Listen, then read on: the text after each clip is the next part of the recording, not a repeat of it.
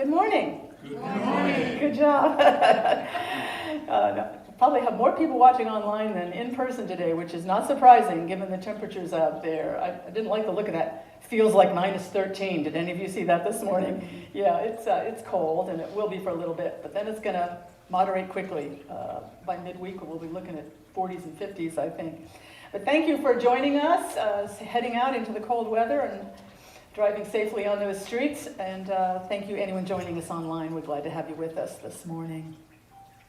Linda McClanahan and Joel Knapp were to be with us today, but we sort of gave them permission to bump it a couple of weeks.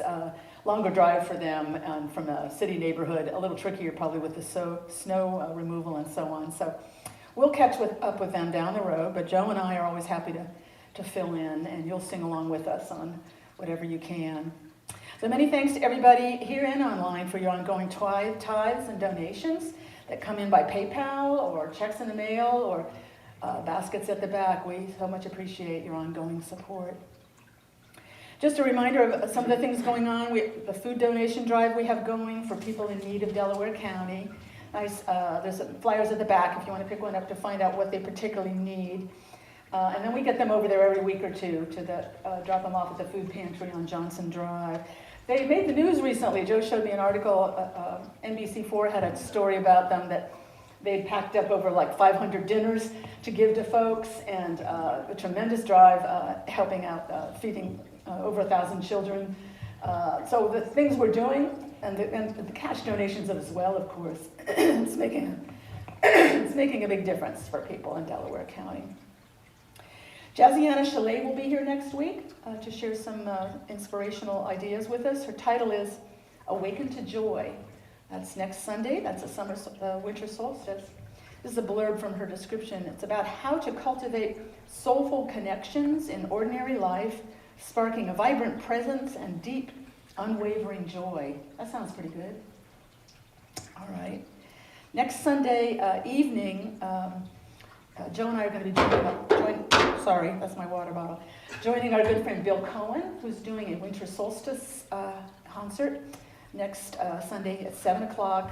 It's called From the Darkness to the Light, and it's going to be at the North Broadway Methodist Church. I think that's kind of a new venue for this one. It's a lovely, uplifting service. There's candles and songs about, being in the darkness, but emerging from the darkness into greater light.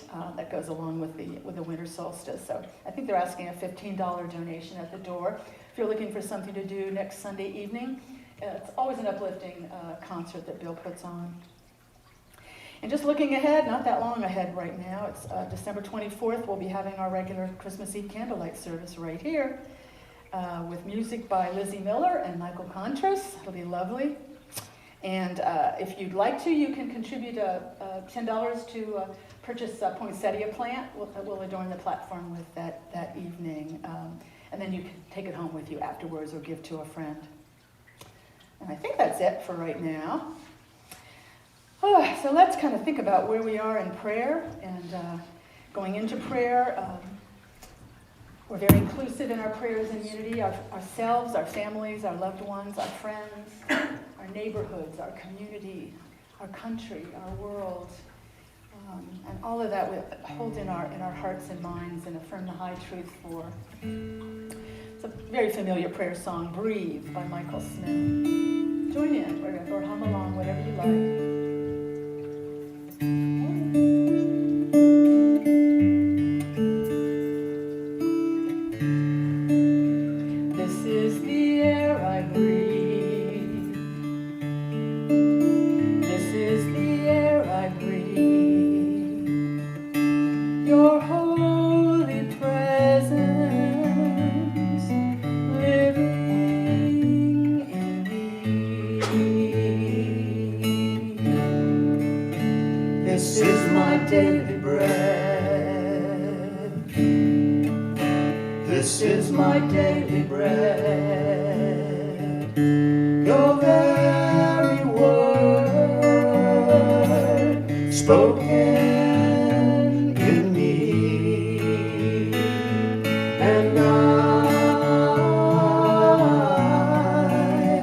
I'm listening for you.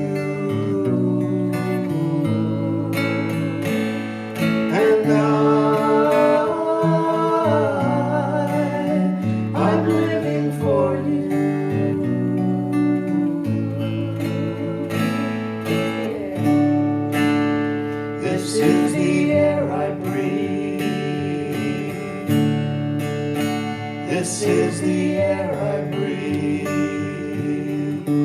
Your holy presence living in me. This is my daily bread. This is my daily bread. Your very word spoken in me, and I'm listening for you, and I'm listening for you. I'm listening for you. I'm living for you.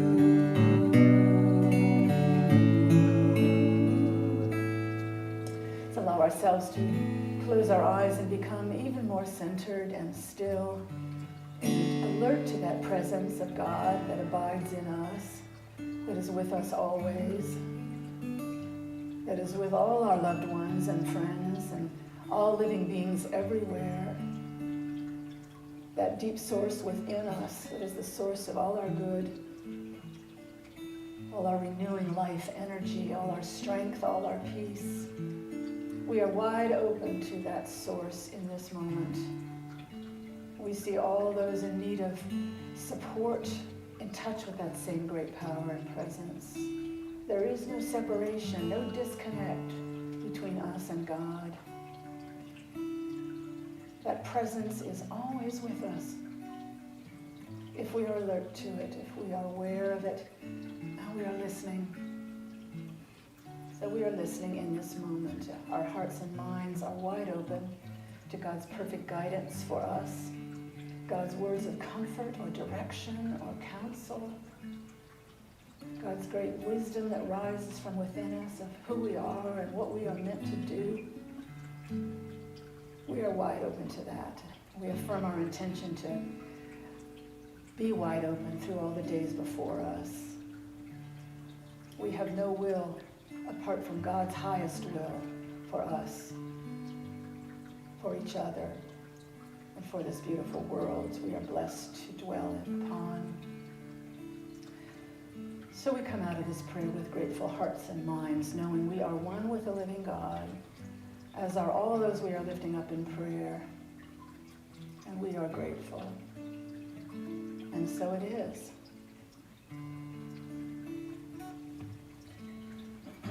Amen. All right. Joe's going to lead us in it's a favorite song by Tom Kimmel. We do it periodically. I'm talking about seeing each other today, and I just made us think of this song again. It's called See Myself in You. Tom Kimmel song.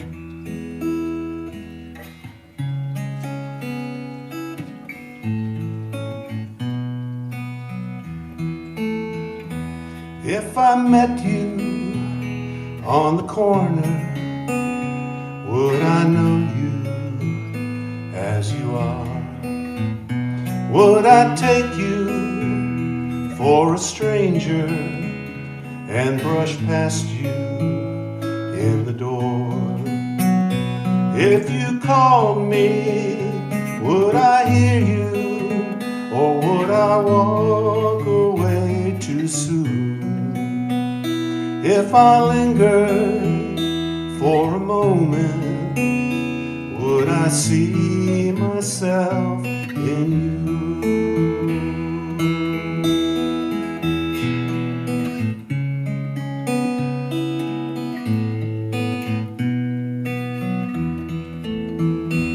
If I fought you as a soldier, if I had you in my sights, would you ask me to remember who imagined I was right? If you witnessed my surrender, do I know what I would If you held me like my brother, would I see myself in you? Well, I dreamed my end was near, I was almost gone.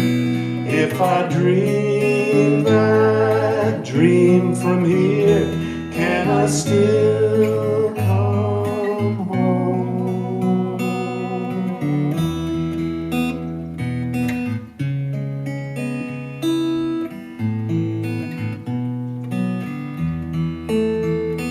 If you called me, would I hear you? Do I know what I would do? If you held me like my lover, would I see myself in you? If you held me like my mother, would I see myself in you? Pretty. Thank you, Joe. That's nice. Tom's a good songwriter. Tom is a good songwriter, yeah. All right. Well, let's see. How does Santa refer to his elves? The subordinate clauses. That appeals to me as an old English teacher, that's right. What do you call Kris Kringle when he goes on his wife's health insurance? A dependent clause. Again, it's an English teacher joke. And then I thought this was kind of leads into the talk idea a little bit. My talk title is The Gift of Presents. So I'm kind of thinking about presents in a couple of senses, but there's a tiny little story, kind of funny, about a grandfather who was preparing to, send cards to his grandchildren and various relatives. They had quite a stack, and he made out checks for each of them. He had a stack of checks there, and he went through the cards and he put a note on each one, kind of cheerily, buy yourself your own present this year. And then Christmas holidays went by, and he was kind of surprised he didn't hear from anybody. He didn't get a single thank you from anybody. It was kind of surprising. He went back and looked at his desk, and sure enough, that whole stack of checks was still sitting on that desk. Buy your own gift. That's a whole different sound to that without the check inside. Gifts. We're thinking a lot about gifts and shopping for gifts and presents right now. So I was sort of thinking about, the best gifts I've gotten in life or that you've gotten in life. What are they? What are the best gifts? What's the, how would you describe the best gifts? I think we probably mostly agree that it's not really about the expense, how expensive they are typically. It's not that. Sometimes the least expensive things are most remembered, most precious. Sometimes it's not a matter of cost at all. Sometimes it's not even a thing at all. It's more really about, just that we really see each other and are present to each other, and our gift represents that in some way. So I was thinking back over favorite gifts in my history, thinking of a few things like that. My mother used to make, years and years ago now, she's been gone over 30 years, but she used to make these crocheted slippers. Did you ever have any of those? They're kind of like, they don't come very far on your ankle or anything. They just slip over your, those of you who knit or crochet, maybe you've made things like that. I don't do those kinds of things, and she would make those every Christmas for people. I remember one particular time my brother came home from college, and he had brought two fraternity brothers with him, who for some reason couldn't go home, their own homes that Christmas, and she made sure she made a couple of pair of those crocheted slippers for each of them, and it was just sweet to see them unwrapping them, and they, it was a kind of a precious thing, away from home, and she recognized that, and she gave them a homey kind of gift that they really appreciated. Years ago, as another gift I valued tremendously, I did hospice volunteer work for a number of years. Goes back a ways, and there was a woman who lived down in German Village. Her name was Vera, which is a lovely name. It means truth. It's just such a nice name. But we just had a lovely friendship for a while. She had lung cancer. It was in her last months of life. And I was a hospice volunteer, and I would drive her to the store here and there for things. And she taught me how to make vegetable soup, and we just, we spent some lovely time together. And shortly before she passed, she gave me a little gift around Christmas time. It was a little wrap box with a ribbon on it and a tag on it that says, "Love now and always," from Vera. And there was nothing inside. It was love inside. Love now and always was in a little box. Oh. And it's still on my tree, how many years later? 35, 40, just kind of amazing. So it's not about the things. It's not about the expense. Nothing like that. It's more about how we show up with each other, how we see each other, and that being, recognized, acknowledged. So I wanted to share a couple of stories with you. I've been reading a book that's been circulating widely lately, a book called Humankind. I can't remember the author right now, but all the gifts, all the proceeds from the book sales go to Big Brothers Big Sisters of America, and it's really been, but it's full of stories of human kindness, full of stories of little gifts, lots and lots of little gifts. I have a couple of those to share. I just thought would be kind of heartening and maybe help us think about the most important gifts in our lives and what we can share along that line. There's a little boy by the name of Jimmy Abbott. He was a kid from Flint, Michigan, and he was born in 1967, and he was born without his right hand. So early in childhood, sometime in there, he got fitted with a prosthetic hook-like thing. And was, very self-conscious about that as a kid in grade school. And this story is about when he was in 3rd grade. He was 8 years old, and really more than anything else, he wanted to be like the other kids and fit in. The prosthetic kid even frightened some of the children, so it was very challenging. And one of the biggest challenges about it was he couldn't tie his shoes. His mother would tie them in like triple knots in the morning, hoping they'd stay tied all through the school day. But very often they didn't, and he'd have to go up to his teacher, and his teacher would have, Mr. Clarkson would have to tie them for him, and that was in front of all the other kids, and that really embarrassed him. So one day at school, Mr. Clarkson, his teacher, greeted him as he arrived, and he said, "I've got it, I figured it out. I know how you can tie your shoes." And he took him out, and there's a couple of chairs out in the hall, and he got the kids watching something with the projector, and he taught Jimmy how to tie his shoes with one hand, with his left hand. He'd worked on it all night. And the kid, that just really kind of clicked with him. He said, "I know it." Years later, Jim Abbott said, that was a pivotal moment. He said, "I know it doesn't sound like a big deal, but he had 2 hands, and I thought of him at night with a clenched fist and working with those laces and pulling them tight, and then coming that day and pulling me aside and saying, 'We can do this.'" It was a tremendous gift for him that he remembered from then on. He said it was a turning point. It instilled a belief in him that he'd always be able to find a solution to something, that he could find a way to do what he needed to do, whatever problem he faced. And it's amazing. I've not heard of his story before, but he became a Major League Baseball player. One-handed, left-handed baseball pitcher. He won an Olympic gold medal as part of the American baseball team. He played on a number of different teams for 10 seasons. He was a Major League Baseball player. He inspired thousands of people, especially children with disabilities. He wrote a book called Imperfect, An Improbable Life. And kids would always come up to him after games, and he always would make time for them. Sometimes even showing them Mr. Clarkson's trick for how to tie your shoes with one hand. Just kind of an amazing thing. What a little gift.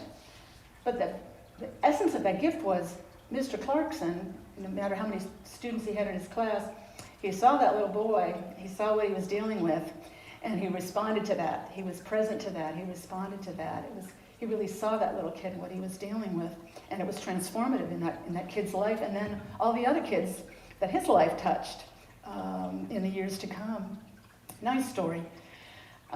There's another one I thought was nice, and Barbie, as a seamstress, she'll particularly appreciate this one. It's about the Menders, a group of Menders, started in 2010 by a woman named Barb Lappin, 71 years old. She was retired and looking for something meaningful to do with her extra time, and at her church, suburban church in Philadelphia, they had a guest speaker come in who was talking about Broad Street Ministry that served the homeless in the Philadelphia area, dedicated to helping the homeless, a nonprofit. And something clicked when she heard that, and so she talked to that person. She wanted to help in some way, but she didn't really want to cook. That wasn't really her thing, or serve food, at meals.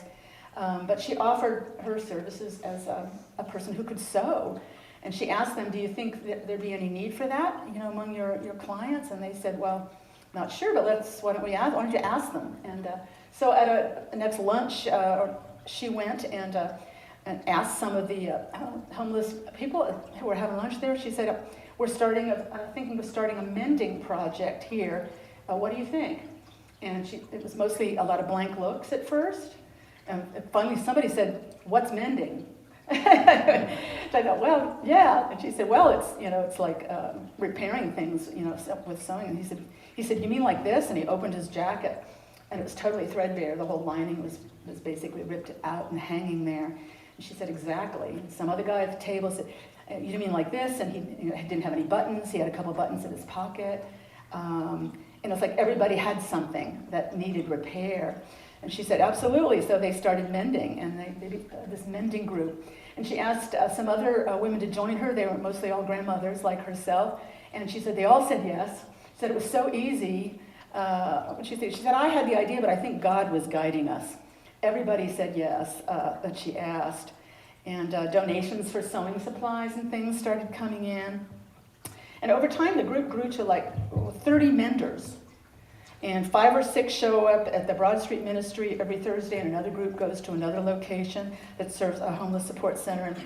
And they mend whatever needs to be mended, clean, get it back the same day if they possibly can. And they usually do. She said the homeless people have to wait for everything, Barb said. They aren't used to being served. Yeah, they don't get served. She said when she first started, she would take a pair of pants or something like that, and get them washed, cleaned, pressed, and take them back out to a homeless person, folded over their arm like a valet. And they'd be like stunned to be waited on in that way. It's just sort of amazing. They said it's so nice to be recognized and treated like a person.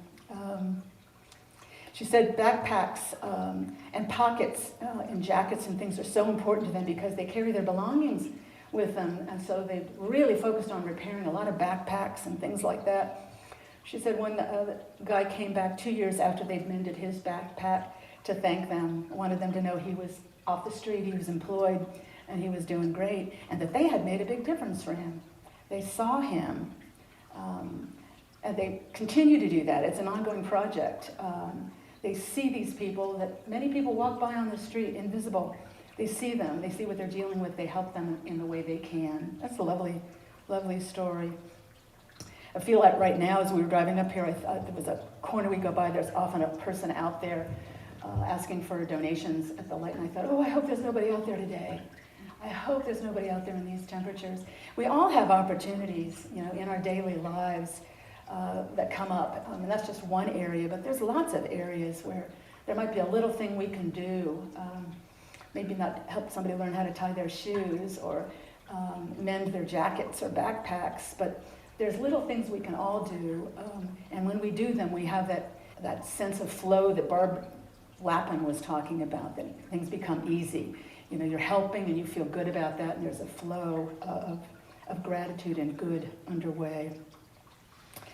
Or do you do that with your Appalachian Doll program you do? She stitches up, finds these dolls and kind of reconditions them, stitches up to with seeing a need, responding to it. It's very much this kind of awareness of these kinds of gifts that are really about presence and seeing each other. It's very much the kind of love Jesus of Nazareth taught, all-inclusive. He saw everybody. He saw the disenfranchised, the alienated, the mentally ill, the invisible in his culture, the oppressed. He saw them all, and in that way revealing the nature of God. Elroy, the God who sees me, was flowing through him. He was criticized for being so all-inclusive in his ability to see and respond to people. He was criticized for being a friend of tax collectors and sinners. May we all be friends of tax collectors and sinners, whatever that is in our current culture. He accepted everyone across all boundaries. John Shelby Spong, I don't know whether ever you've read any of his books, but he said that Jesus loved wastefully, like he had so much. He could just be lavish. He loved wastefully. And he told his disciples to love one another as I have loved you, seeing everyone, being lavish, being wasteful. He said, if you do that, it will show you are my disciples. See one another as he saw everyone. And that can be as simple as exchanging a kind word with someone on the street. At a moment where you need a kind word. If you have a little, accident, or if you have a problem and somebody, there's somebody there quite often to say, I'll give you a hand here. I know what you need to do here. Daily opportunities to say an encouraging word. So may we all aspire to be more lavish with our presence, not just the literal ones, but our spiritual presence, our energy, our loving kindness in this holiday season and through the year ahead. I think that's truly the best present we can give ourselves and each other. Amen? Let's take that into prayer for a moment. Just close our eyes. Feel our gratitude for the presence of God in us that makes all things possible for us. As we follow the guidance of our hearts and minds, let that love of God guide us and direct our steps. We can become channels of blessings for not only ourselves, but our families, our friends, our neighbors, all those we encounter day by day. So we are wide open to divine influence. We are grateful for that presence of God that we are always deeply connected with. Thank you, God, for your unfailing presence in our very midst. Amen. All right, we're going to do a Christmas song for you. We just did a little caroling at a assisted living place this past week or so for one of our members who watches online. And we thought, well, we'll just do one of these this morning. It's the season, and it's definitely fitting for this song with the snow out there. Here's a riddle for, what is this song called? Well, let me see, it was perambulating through a December solstice fantasy. That's it. You win. Yeah. It's definitely a winter wonder then. It is indeed. All right, perambulating. Okay. Ready? Yep, ready. Sing along. Yeah, everybody sing.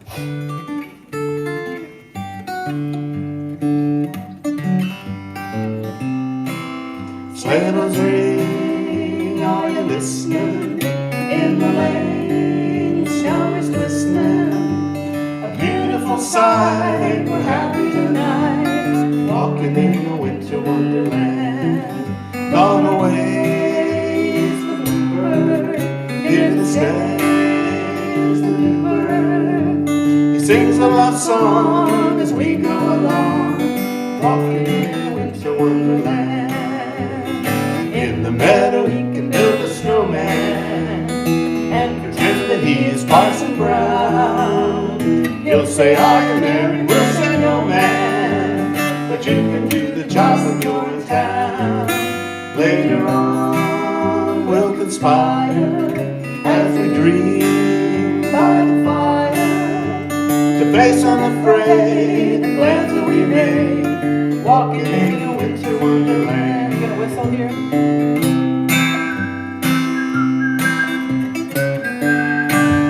No whistlers in the house?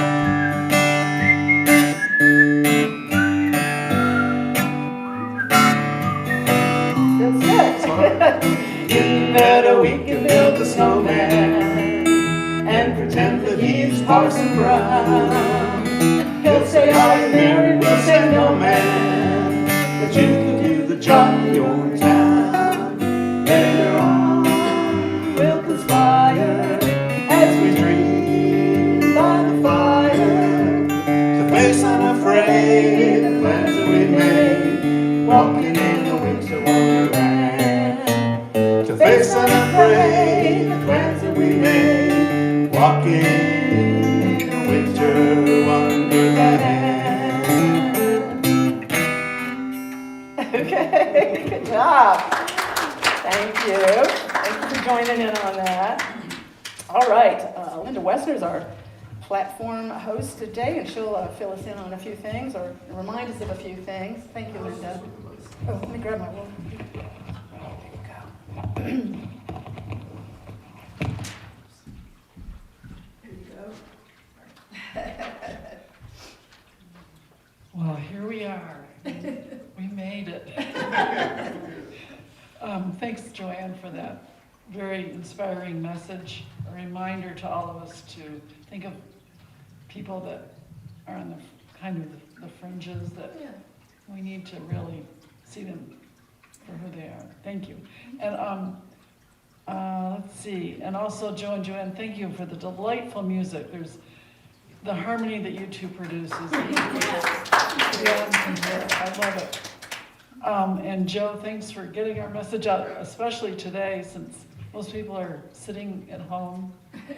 And also to Barbie for braving the roads from Westerville to help put out a few things for gathering today.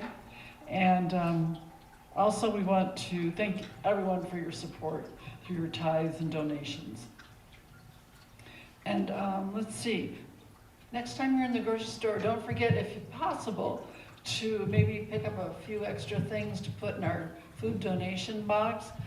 I have a hard time remembering to do that, but I'm trying to, so that would be really great. And next week, Josiana Chalet will be speaking. Her title is Awaken to Joy. And don't forget that next Sunday night is Bill Cohen's winter solstice concert, From Darkness to Light.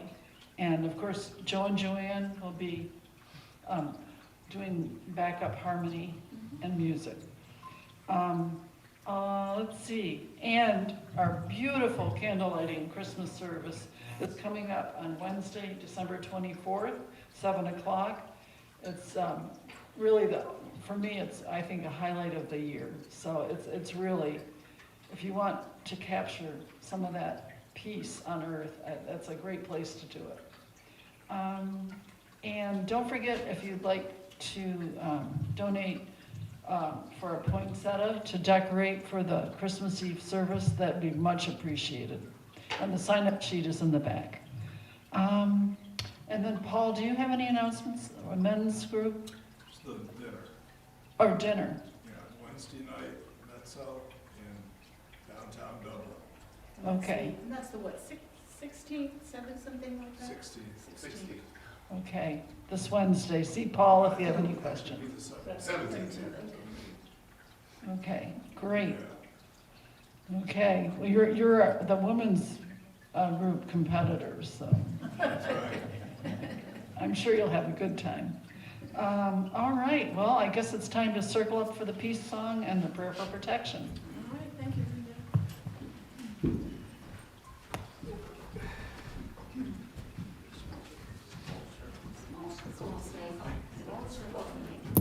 Still a circle. Still a circle. We'll make him in virtual bit.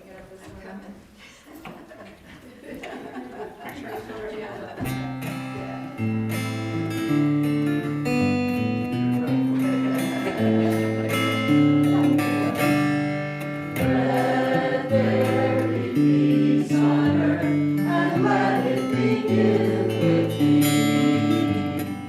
Let there be peace on earth, the peace that was meant to be, with